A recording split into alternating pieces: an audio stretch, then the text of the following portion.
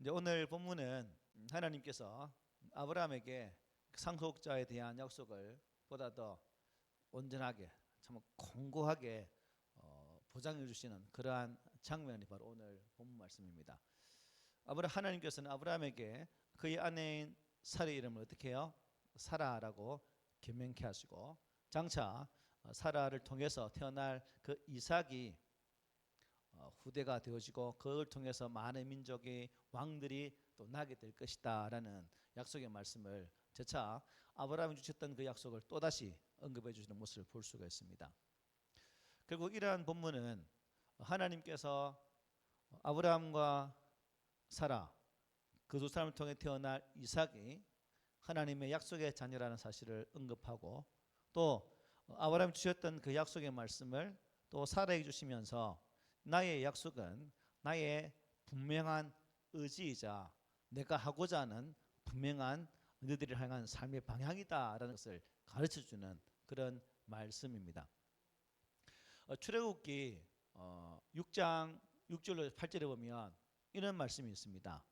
나는 여호와라 내가 애굽 사람의 무거운 짐 밑에서 너희를 빼내며 그들의 노역에서 너희를 건지며 편팔과 여러 큰 심판들로서 너희를 속량하여 너희를 내 백성으로 삼고 나는 너희의 하나님이 되리니 나는 애굽 사람의 무거운 짐 밑에서 너희를 빼낸 너희의 하나님 여호와인 줄 너희가 알지라.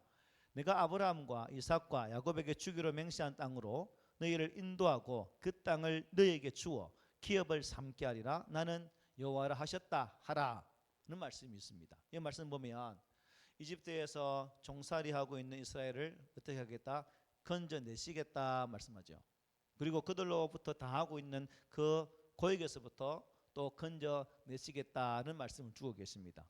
그리고 이스라엘을 건져내기 위해서 이집트에는 참 크고 두려운 그런 심판을 내가 내리겠다라고 말씀합니다.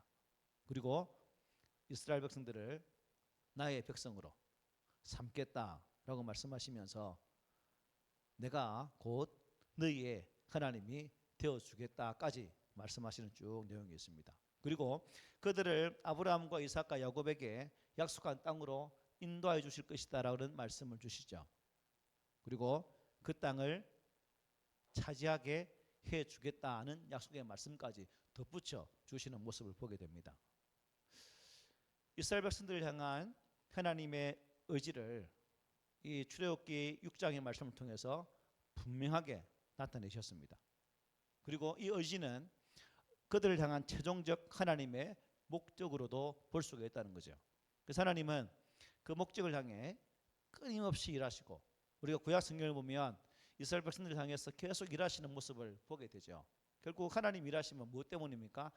당신께서 그들에게 하신 그 약속을 이루는 모습을 보여주기 위함이다라고 볼 수 있습니다. 그렇습니다. 하나님은 구약에 등장하는 이스라엘 백성들을 향한 그 열심만 내시는 분이 아니라 오늘 예수 그리스도 안에서 구원받은 우리에게도 동일하게 열심히 일을 하고 계시다는 거예요. 그렇습니까? 여러분들은 여러분의 삶의 현장에 들어오셔서 여러분을 언제나 믿음의 사람으로 만들어 가시고 예수 그리스도 안에서 구원받은 백성이 되어서 장차 하나님의 거룩한 나라로 인도하게 하실 그 하나님의 일하심이 느껴지십니까? 아니면 강감무소식입니까? 강감무소식이면 큰일 나는 거죠. 그래서 지금 하나님은 우리 일을 위해 임하고 있다, 일하고 있다는 거예요. 확신하십시오. 내가 그 하나님 일하심을 느끼지 못할 수는 있어요. 그러나 하나님은 그래도 지금도 일을 하고 있다는 겁니다. 누구를 위해서요? 나를 위해서. 누구를 위해서요? 나를 위해서. 나를 위해 일하시는 하나님.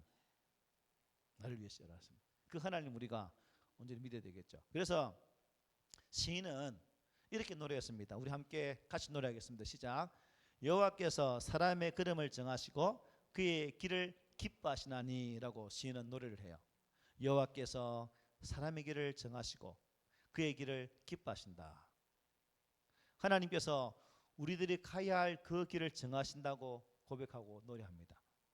우리를 위해 정해 놓으신 그 길을 기뻐하신다고 말씀합니다.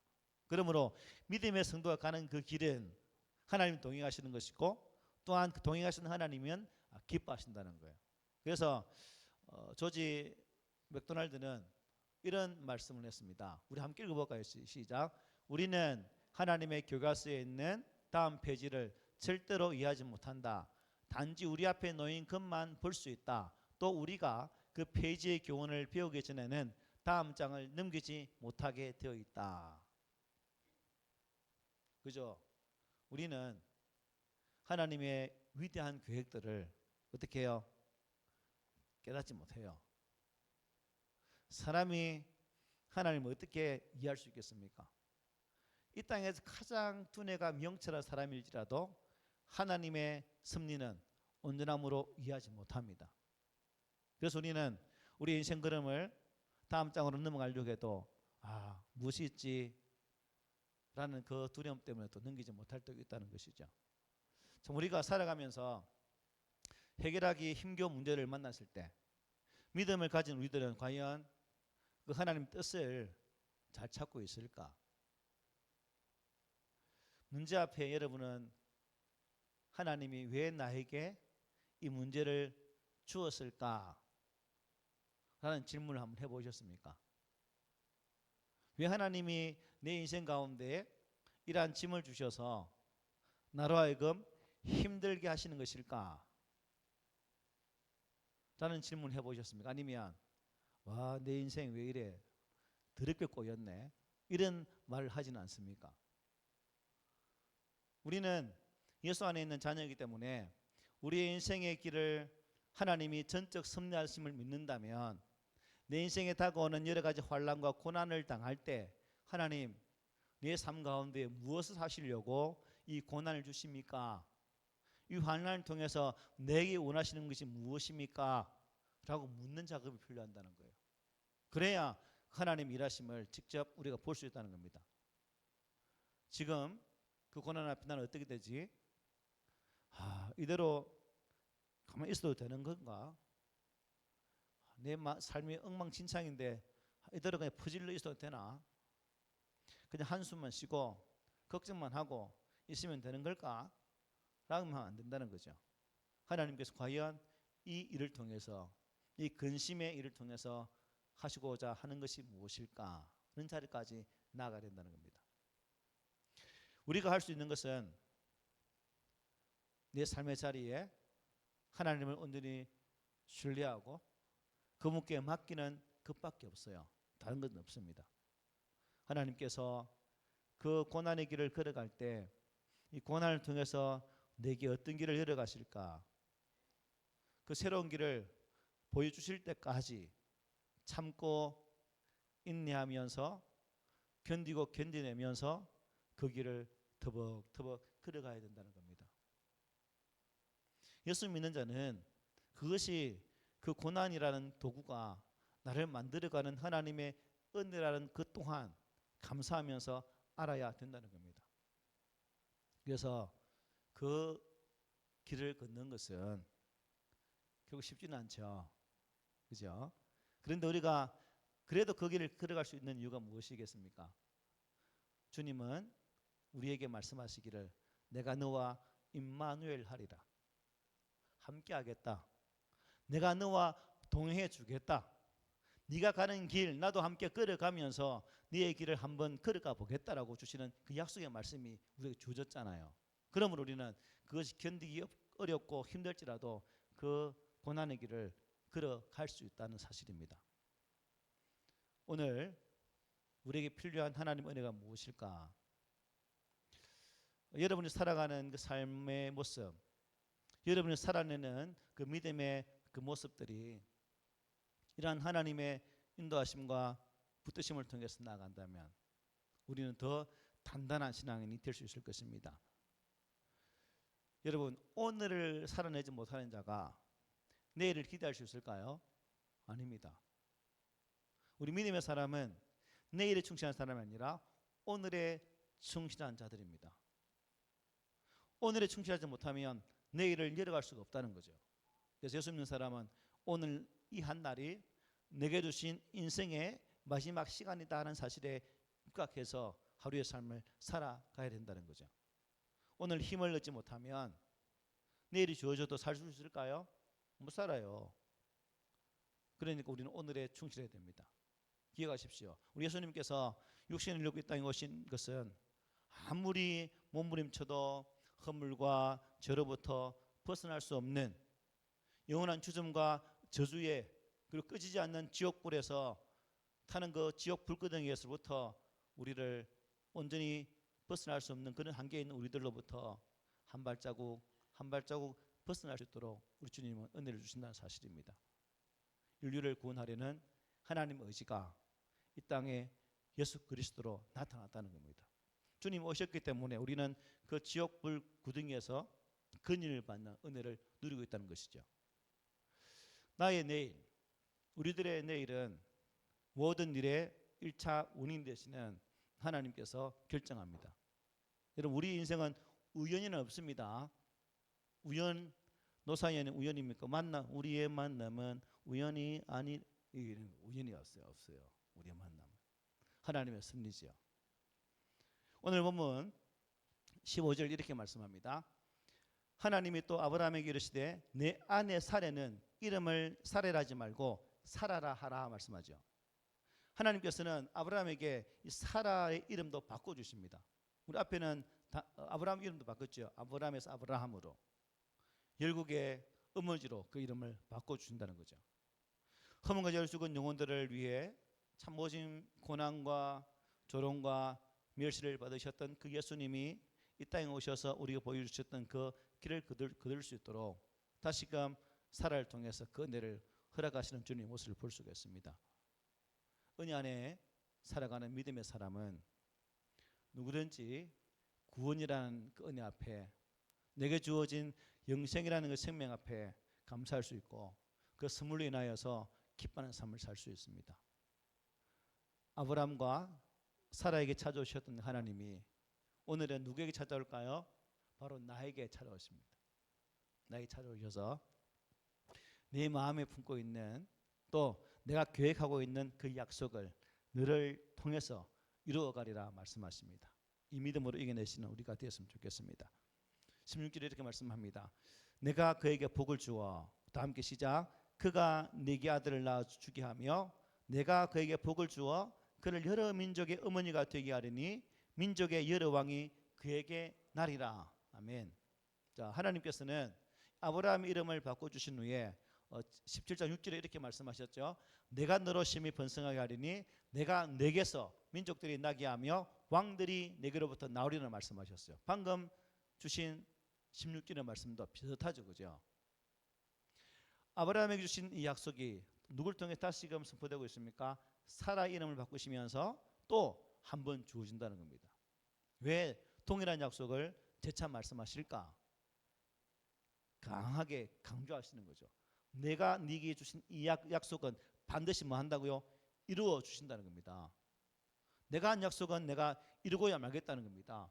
기필코 내 후손을 통해서 여러 나라가 나고 왕들이 나고 그를 통해서 후사가 복을 받겠다라고 분명히 말씀해 주시는 거죠.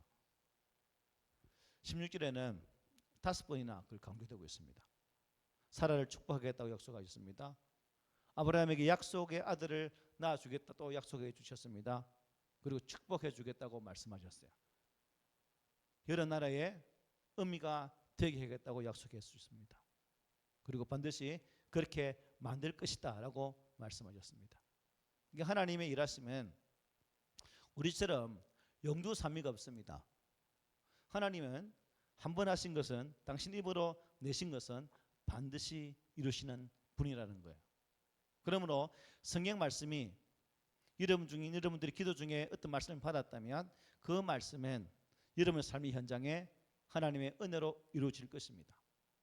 의심치 마시고 확신하시면서 그 믿음의 길을 온전히 나아갈 수 있는 그런 우리가 되어진다면 아브라함과 사라에게 주셨던 약속은 또 성경의 여러 가지 약속은 누구를 위한 약속이라는 거예요? 나를 위한 하나님의 약속이라는 겁니다. 저 여러분들이 바로 그 약속을 받은 주체입니다.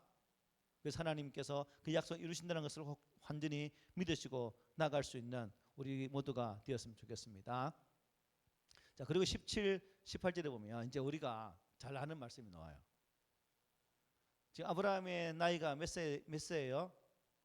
99세. 사라는 89세. 이제 그 두 사람에게 나타나서 말할 때 아브라함이 어떻게 하는 거 보십시오. 아브라함이 엎드려 웃으며 마음속으로 이르되 100세 된 사람이 어찌 자식을 낳을까? 사라는 90세니 어찌 출산하리요 하고 아브라함이 이에 하나님께 아뢰되 이스마엘이나 하나님 앞에 살기를 원하나이다 라고 말합니다. 여기 웃었다는 말이 있죠. 웃음에는 두 가지 의미가 있죠. 진짜 즐거워서 웃는 웃음과 또 한 가지는 비웃을 때 웃는 웃음이 있습니다. 자, 그러면 아브라함이 지금 고개를 숙여서 야, 내게 이삭을 줄 테니까 그 아들을 통해서 네 후대가 될 것이다 하면 약속했을 때 엎드려서 뭐 했다는 거예요? 피식 웃었다는 거죠. 자, 그러면 이 아브라함 웃음은 정말 기뻐서 즐거워서 덩덩 춤추면서 주는 기쁨일까요? 아니면 어떤 웃음일까요?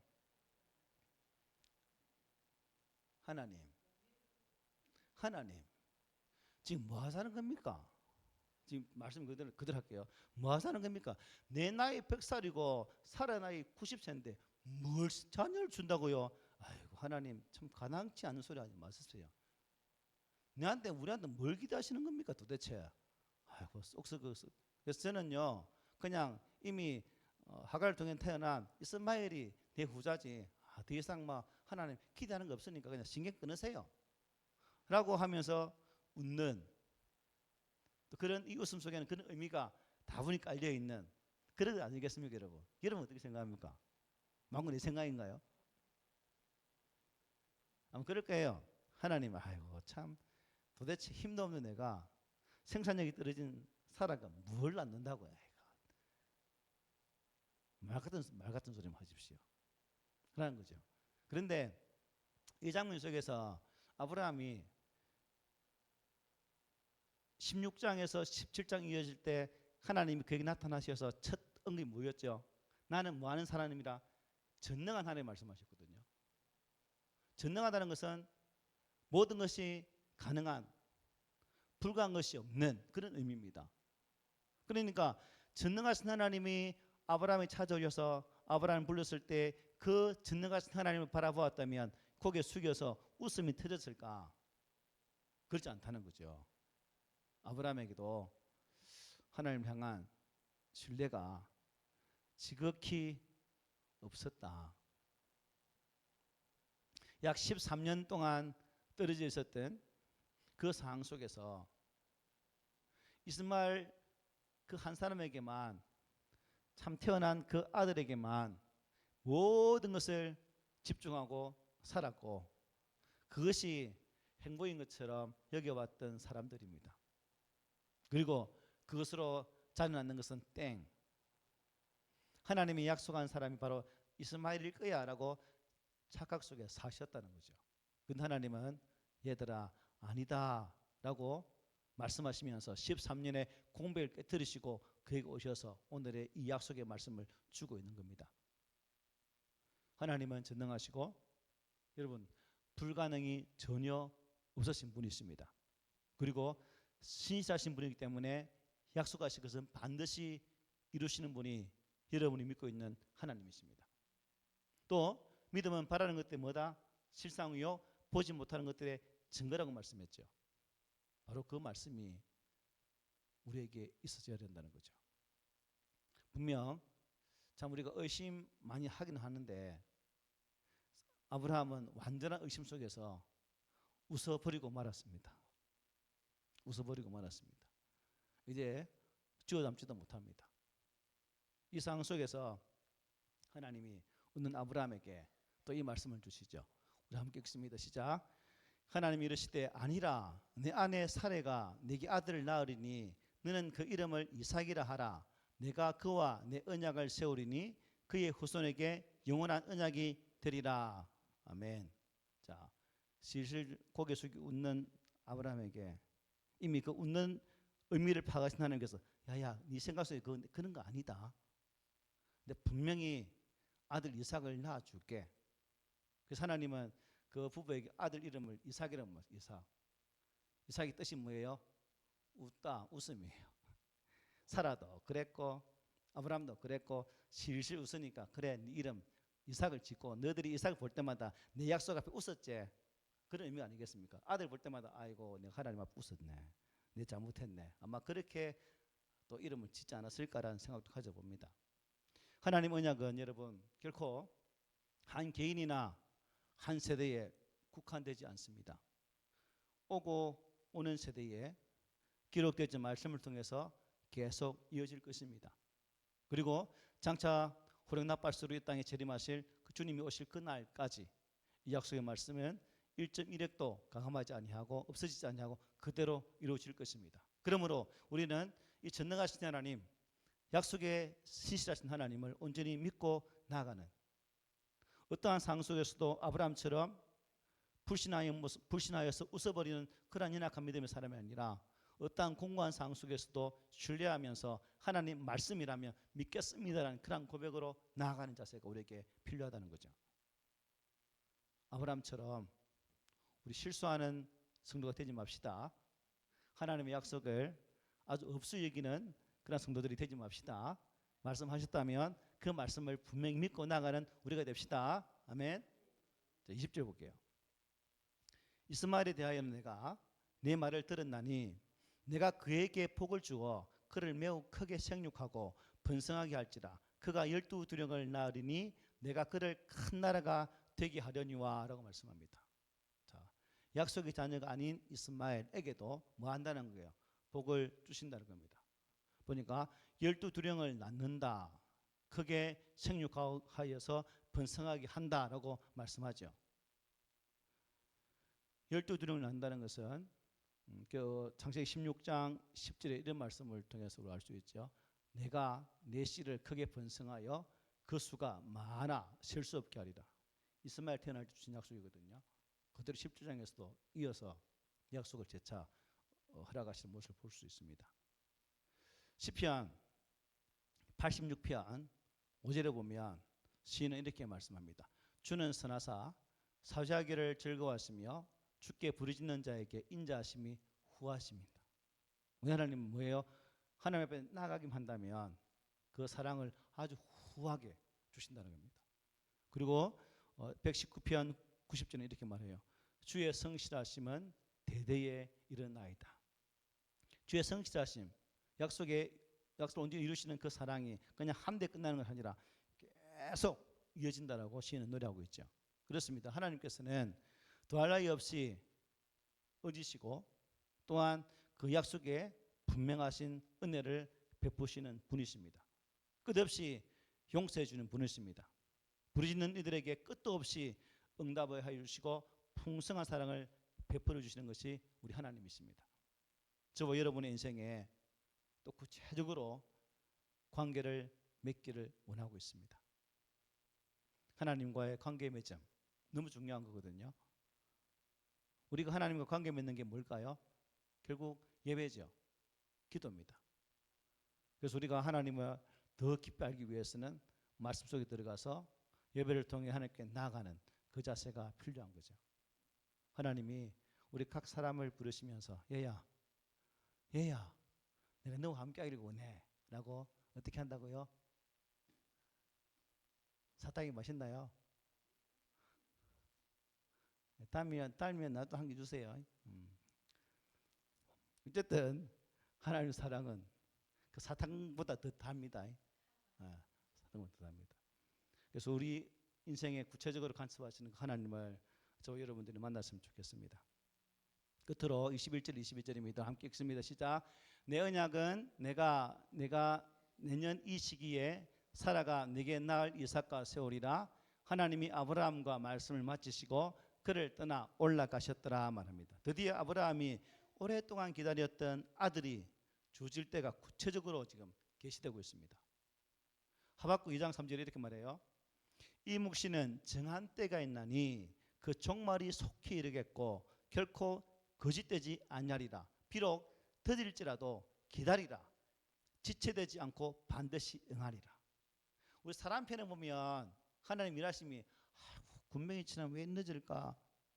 그죠? 나는 급해 죽겠는데, 나는 한시가 급한데 왜 하나님 왜 가만히 계십니까? 하박국이 그렇게 말했잖아요. 나라의 이스라엘 민족이 되어지는 형편 속에서 이방 민족이 고난받는 그 모습 속에서 기도했는데 하나님 주무시고 계십니까? 하나님 뭐 하십니까? 하나님 살아계시면 한번 보여주십시오. 응답해 보십시오라고 말했던 그 하박국 아닙니까? 그런데 그 하박국이 2장에 가서 이렇게 고백해요. 하나님 때는 반드시 있다는 겁니다. 그리고 반드시 응답한다는 겁니다. 그 하나님이 누구의 하나님이란 거죠? 나의 하나님. 나의 하나님. 이 하나님을 믿어야 된다는 거죠. 히브리서 5장 7절에 이렇게 말합니다. 그는 육체에 계실 때에 자기를 죽음에서 능히 구원하실 이에게 심한 통곡과 눈물로 간구와 소원을 올렸고 그의 경건하심으로 말미암아 들으심을 얻었느니라. 누구예요 이분이? 예수님 아닙니까? 예수님이 통곡과 눈물로 누구에게요? 성부 하나님께 아뢰었다는 겁니다.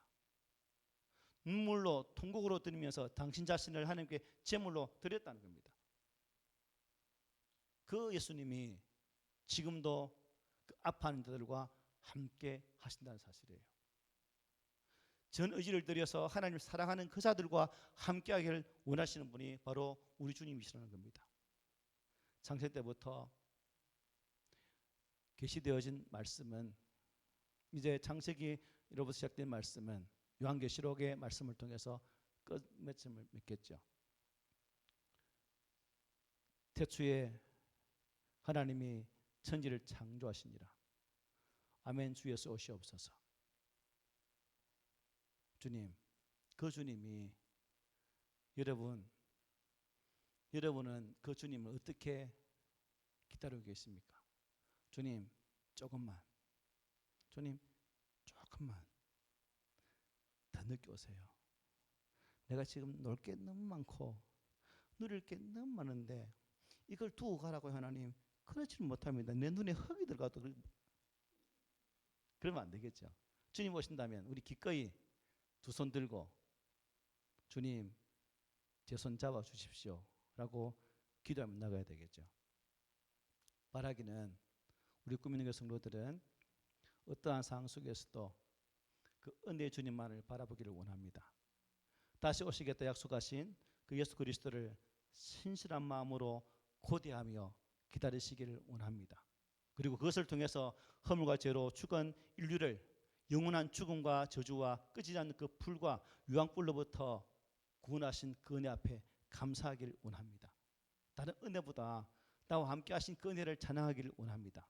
그리고 무엇보다도 범사가 선이 될 수 있도록 역사해 주시는 여호와 하나님의 놀라운 역사를 경험하는 복이 있기를 소망합니다. 그리고 무엇보다도 하루하루를 살아가면서 장차 하늘로부터 강림하실 예수 그리스도를 기다리는 그 복이 우리 가운데 있기를 오늘 말씀으로 부탁을 드립니다. 아멘.